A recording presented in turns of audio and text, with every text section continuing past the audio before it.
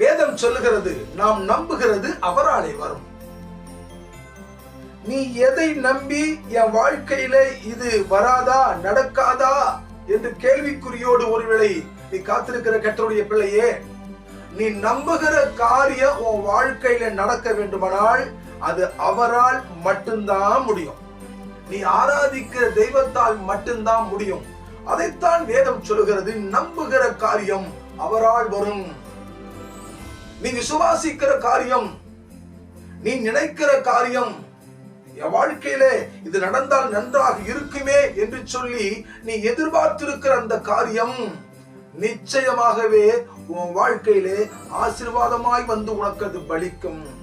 ஏனென்று சொன்னால் அதை அனுமதிக்கிறவர் ஆண்டவர்.